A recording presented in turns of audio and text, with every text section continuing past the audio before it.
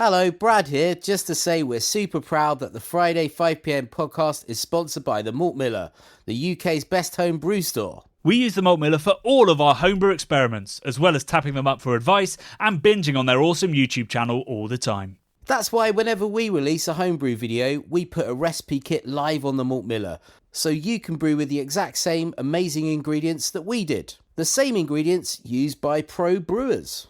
So alongside the Malt Miller's nitro-flushed hops, cold-stored yeast and milled-to-order malts, you can pick up recipe kits for our 5 Points Best Bitter, Russian River West Coast IPA, and now the fastest beer in the world, a hazy session IPA that goes from grain to glass in less than 48 hours. Sign up to their newsletter at tinyurl.com/Malt Miller to get 5% off your first order. With the Malt Miller's amazing customer service and Johnny's 48-hour recipe, you could order the ingredients on a Monday and be drinking the beer by the weekend. Speaking of which, it's Friday. It's 5pm. So enjoy this week's Friday 5pm podcast.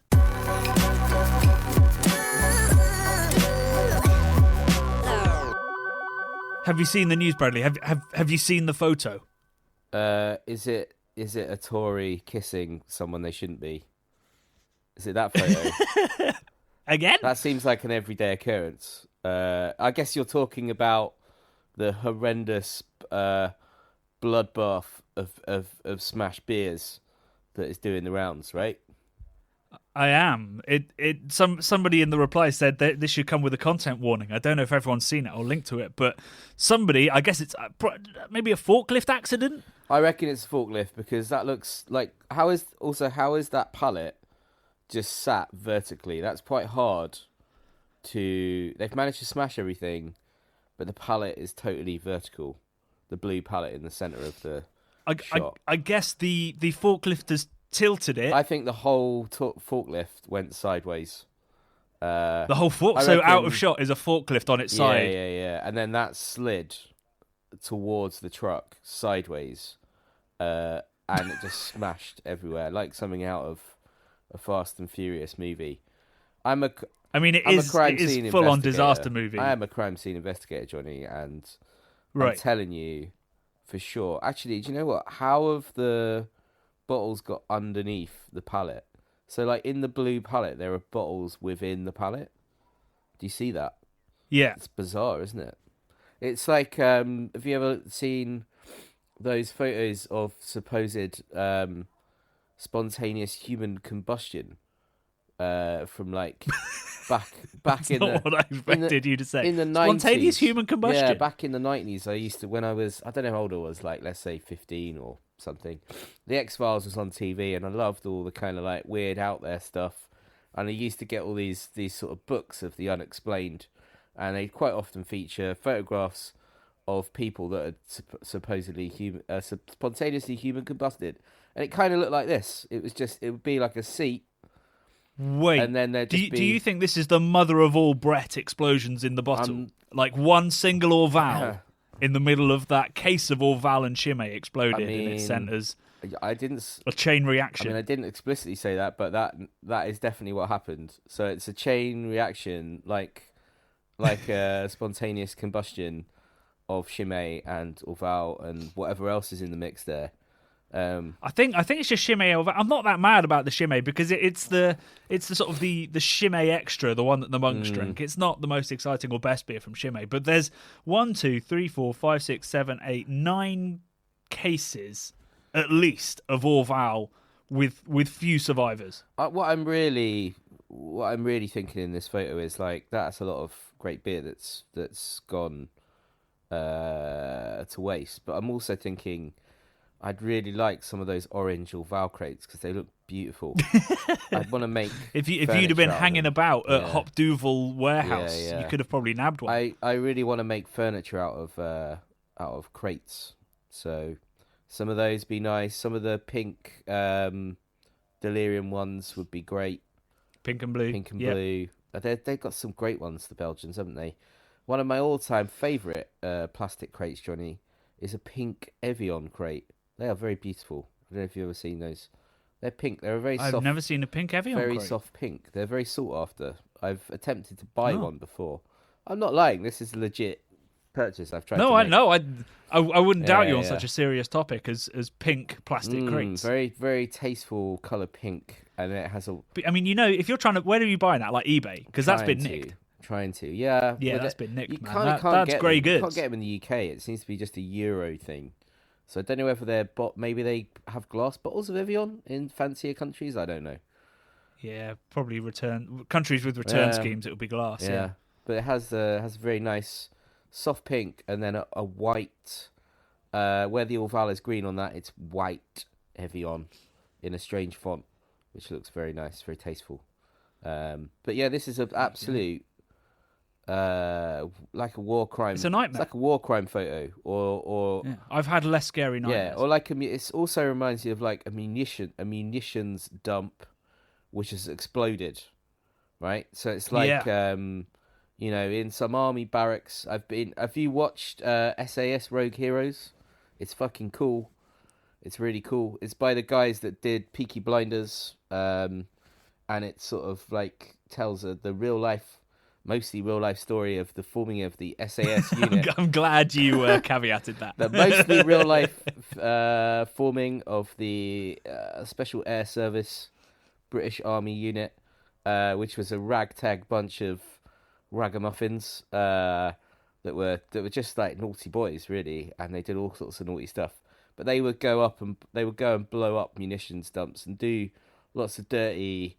Well, at that time it was considered like dirty fighting, and they blow shit up. Do you think we've got some SAS monks who have sabotaged an Orval case? Yeah, because Orval's they're not, jealous of the success. Exactly, they're like, we got to take this out.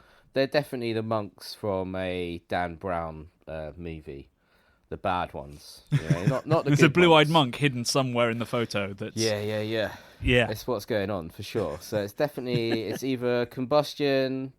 Or a monk related hate crime incident. Yeah. Good. Well, I'm glad we managed to fill 6 minutes of the podcast with that. I thought that was going to be 30 to 40 seconds worth of content. What I really wanted to do was start this podcast with an apology to you, Bradley. Oh, go on then. I think I know what it's about. Because I didn't think much of this on the day, but the comments have been flying in asking, how dare I leave the Brad out in the cold while I had a little party in the studio for this week's video. And I just want to say, I thought you were warm enough out there, or I thought you'd go into the house if you weren't. No, I was freezing. But you stood out there like a dog who had been locked out for being naughty. I felt like a dog that had been locked out for being naughty. The Brudio's very small, but yeah, I was absolutely freezing. I've definitely got a cold. I mean, I had a bit of a cold, but I definitely feel worse. I wouldn't survive out on the streets. I'm trying to apologise here, man. Don't make me feel worse. No, I know this already. If I was homeless, I'd be dead. Like the first winter, I'd be dead. I wouldn't be able to survive. I'm feeble, so a little bit of cold just does me in. I might look like a Viking with my beard and stuff, but I've basically got it's all an act. I've got a feeble immune system or something. And it was fucking cold, though, to be fair. I mean, I'm looking out the window now in the garden, and it's a winter wonderland. So it was probably about 4 degrees the other day. Now it's... Well, if it's any consolation, so I've only just come out to the Brudio. I was working in the house because it's so cold. And what I forgot to do is turn the heating on in the Brudio this morning. So it's currently... Well, it's up to 5 degrees, but it was 2 when I walked in here to set up the microphone. So I'm getting a dose of my own medicine, and I don't like the taste of it. It's not banana medicine. It's not Calpol. It's like I don't know, a disgusting medicine. I didn't even have a cold beer to warm me up. The other thing is your Brudio is actually warmer than my house. With the sort of fuel poverty crisis at the moment, I keep my house at a very measly temperature because I can't afford to turn it 2 degrees? Up. Not 2 degrees. No. The other day I walked in your Brudio and I was like, this is warmer than my friggin' house. So. Oh yeah, well it's warmer than my house when the heating's going. Yeah. It's not a large space to heat. True. My house is pretty chilly. We just keep the baby's room. Well, actually, babies like it cold, so we keep it at a positively balmy 18. 18 is the minimum they're saying these days, but I'm not sure mine's 18. But yeah, let's hope for a mild winter. That's all I can say. I mean, it looks very pretty, the ice outside. Also, there's a little cat roaming around my little hood, which I'm worried is homeless, and I put out a. Are you going to have adopted a cat by the time we see? I can't adopt a do cat, the next Friday 5 I've p.m. got 2 cats that will not like it. I know they don't like it because Stevie has had many run-ins with this cat, but my neighbours already feed it, and I actually put out a cat house for it about a week ago, across the way from me, outside my neighbour's house. She's feeding it. So it's a little wooden cat house with a little flappy door that I'm hoping it's going in because it's so cold out now. So I just want to say, if anyone sees any nature that's, well, not nature, but cats and things that maybe need feeding, put out a little bit of food for them. But also, they do say don't feed stray cats because that encourages them to come back and they might have a home elsewhere. So basically, Johnny, I don't know what to do in this situation. But it's a tough one. I've grabbed it and I've tried to feel if it's got a microchip on it, and it doesn't. So I just feel really bad whenever I see this little black and white cat kicking about, thinking it's freezing its poor little furry butt off. But I've put a little cat house out for it, so I'm hoping that'll at least stave off a little bit of the chill. I've got a cat related question for on. you. Your cat's named after Stevie Nicks. Yeah, that's true. How did she react to the sad death of Christine McVie? She's a cat. Did you tell her about it? She's a cat, so she doesn't even know who that is, unfortunately. Oh. But that should have been funny, Johnny. But she's a cat. How did I react to that? I was like, yeah, I mean, I guess everyone. How old was she? She must have been quite old. The amount of drugs they all did. Pretty right? old, like pushing 80 maybe. I mean, Fleetwood Mac probably consumed the GDP of Colombia over the course of their career in cocaine, I would imagine. So to get to like 70 or something, I'm bunging her in with the rest. I reckon she probably got on the gack quite a lot, and yeah. The legal lines we tread with this podcast. I don't know, man. Don't bear thinking about. Who knows? I have no idea. But I've watched documentaries about them and all their kind of swapping between partners and their fiery. I mean, it was. You'd need some kind of enabler for the awkwardness, given that they all married each other. It's super weird. Divorced each other, and you cannot deny they're absolutely banging tunes. Some of their hits are just incredible music. The greatest pop songwriters of all time, I'd possibly wager. Very, very good. And she was. Oh, when I was doing my research, like when she died, I sort of went, wait, which ones did Christine write? And she wrote "Don't Stop," "Everywhere," "Little Lies." Like, wow. Oh my God, some of the absolute top ones. She was an incredible songwriter.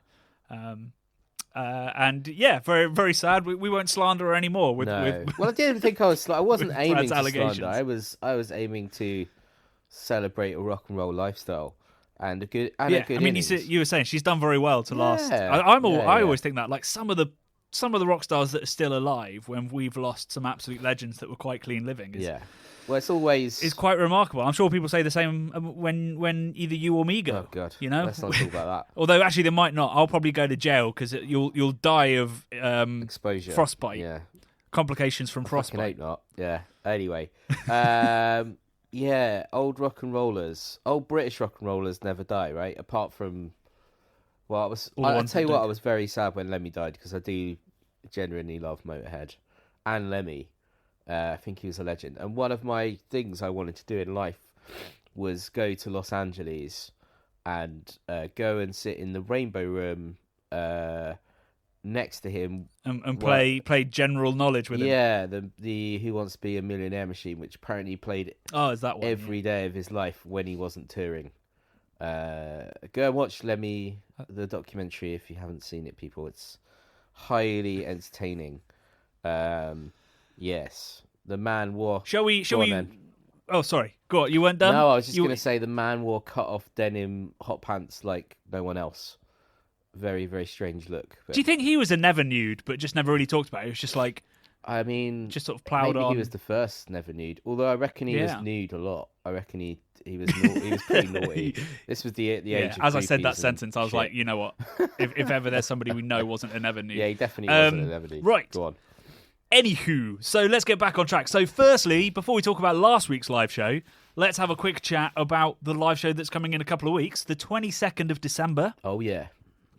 We are hosting our annual Christmas live show, and this year we've teamed up with the one and the only Brew York, Nice. who make, I think it's fair to say, lactose beers. They're like lactose pastry daddies of the UK beer scene.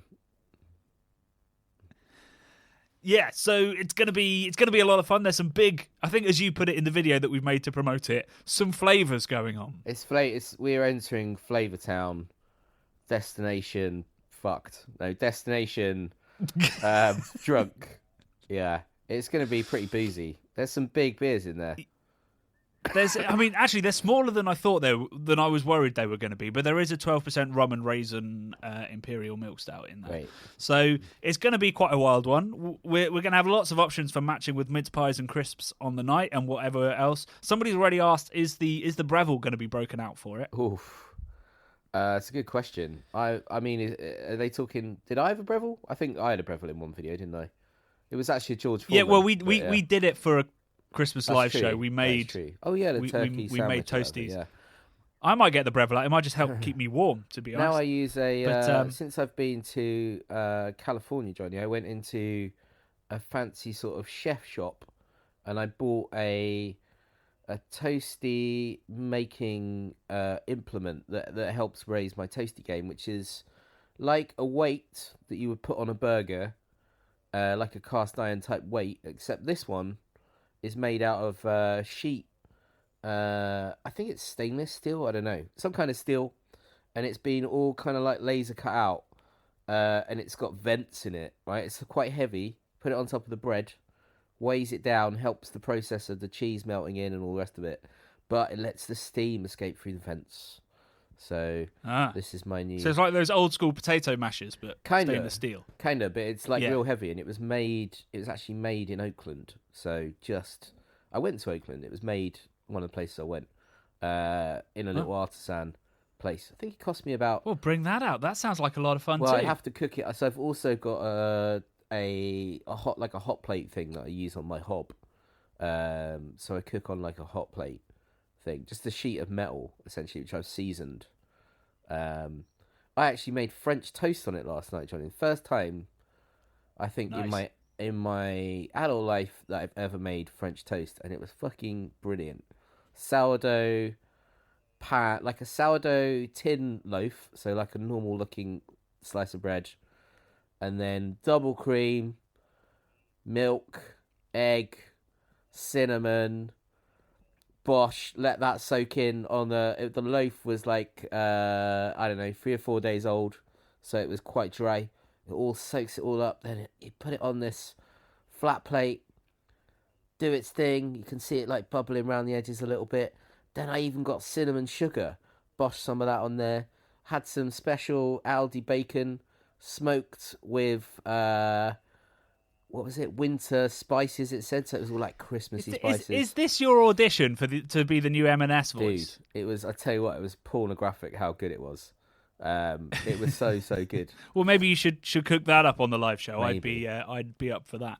But yes, so that is the 22nd of December at 8 p.m. on our YouTube channel, and you can pick up the drink along box. There is a link in the descriptions of this podcast. It's also going to be all over social media.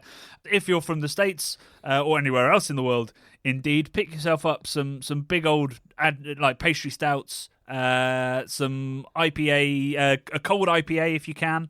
A fruited New England IPA. What else have we got? Oh, and a heavily fruited sour, and you can drink along as close as possible to that. So yeah, 22nd of December, 8 p.m. Get it in the diary. It's the day before the last day of work, and we'll have a wonderful, totally regrettable time. Quickly before we move on to this week's video, I just wanted to plug. This week I appeared on Beer Prime, which is a great podcast, a UK-based podcast. And that went live on Wednesday, in which I talk about the state of beer journalism. I talk about the Beer 52 scandal. I talk about seasonality in brewing, obviously, to plug the book as hard as I can. But it's a nice podcast where I get to be unedited, but unedited serious. And I do get very ranty at one point. So apologies to anybody looking for a good time. So that's Beer Prime. I'll put a link to that in the show notes as well. This week's video, Bradley. I've already done the apology. I'm just going to tick that off. What did you think of the results? Well, St Bernardus came out on top, which was expected. The Bush, I don't think I've ever had Bush before. That was very, very tasty when I tried a little bit at the end. Yeah, it was a great shoot. I really enjoyed looking through the steamy window. Very much like sort of hobo. Me having a nice time. Yeah. I should have cracked open the mince pies and crisps as well, and just really. It reminded me of Macaulay Culkin, Kevin in Home Alone, when he's looking through the windows, all the happy families that are putting up their Christmas decorations. Is that in Home Alone 2? He's like wandering the streets, just looking in at people's windows. It's like that, Johnny. Yeah, I think it might be Home Alone 2. Yeah, it was just like that. It was great. I loved it. Yeah, it's great. I mean, if I was drinking the 2 beers that were nasty, it wouldn't have been so sort of romantic to look through. But no. Otherwise, I was having a very good time. The Bush is not a brewery I really go to, like Bush Pesh and the Bush barley wine and stuff are not really beers I love, but I really enjoyed that Bush beer. Maybe I need to revisit, maybe not Bush Pesh, but the Bush barley wine and see if it is really nice. The Gordon one was just horrendous, although lots of people are really conflicting opinions of Gordon. Like, some people are like, oh, it's my absolute favourite, can't believe you gave it that rating, and other people being like, it's alcohol for drunks and for homeless people, which I mean, I have no idea whether that's true, whether that's fair, but I do think that the bottle I had was a Duff one, so I do have another bottle of it, because we always buy 2 in case something happens, so I'm going to try that one and see if it was, but it was gnarly stuff. And apologies to all the Duranka fans, because the Père Noël was not tasting great, but I do love Duranka. It was a really interesting journey. I think I remember some of it, but yeah, the Bernardus was for me a clear winner, even though it was a point ahead of the Bush, and I think 2 points ahead of the Bon Secours, which is actually a bit of a discovery for me. I'm going to get some more of that. What comments did you find, Bradders? What comments did I find? It wasn't so. Light of the World said, had most of these in November, they never got to see December. So good. I'll have to put another order in. Good stuff there. David Mallard said, St Bernardus goes on sale in the Swedish Monopoly tomorrow. Guess who'll be queuing up outside at opening time? Great video and timely Xmas beer tips. Good Yule. God Yule. Godspeed, God enjoy. Yule. Yeah. And then the rest of the comments I picked out were basically people being sympathetic to my plight, being locked out in the freezing cold. He had such a big coat. I thought he'd be all right. No, it's cold. Appals. My favourite comment was from Junior Jobs. Good name. Who said, really love the idea of comparing similar beers. However, I also support the idea that there's a time and place for every beer. Saying that to say that you came off as a little critical and, dare I say it, pretentious. Oh, yeah, I read this one, yeah. Funny how if someone says everything is good, it feels like they're lying, and if someone is critical, they seem like a jerk. I bet there's a happy medium in there someone can hit, and I know you can do it too. Much love, keep the content coming. I'm sorry if I came across pretentious. I really desperately try to avoid that, but I am. Brad will probably attest to it. A little bit pretentious when it comes to beer. Just knowledgeable, I would say, really. Maybe opinionated.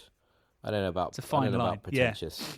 Maybe after you've had a few. But yeah, potentially I probably get a little bit too poetic for my own good. Well, we both do, actually, as people will discover with the rest of the Christmas content this year. But it's my response to that would be like, I don't want to lie to anybody, you know. Maybe I was a little bit harsh on them, but the Gordon one was genuinely one of the worst things I've put in my mouth in a long time. You know, like it was very, very flawed, and I feel like we owe it to our owe it to consumers and to our audience to be honest about these things. You know, I'd hate the idea that people go out and spend £4 or £5 on a bottle of Gordon's Christmas when it's nasty. True. You know, true. Money is tight.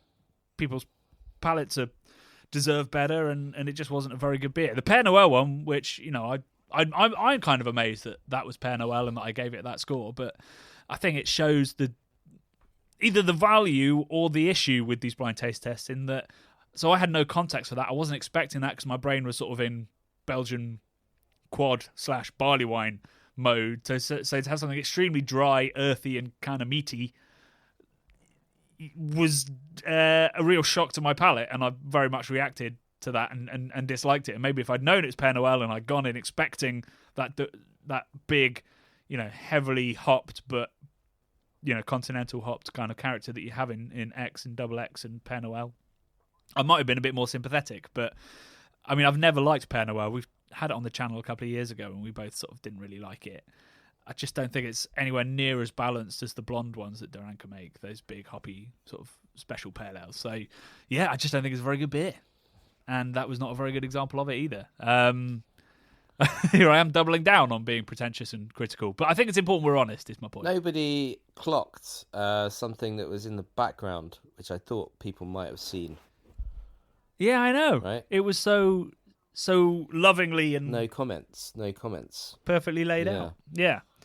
But yes, that is our Go on. Are we yeah. I don't know. That is the Patreon reward. Oh, yeah, we've just said it.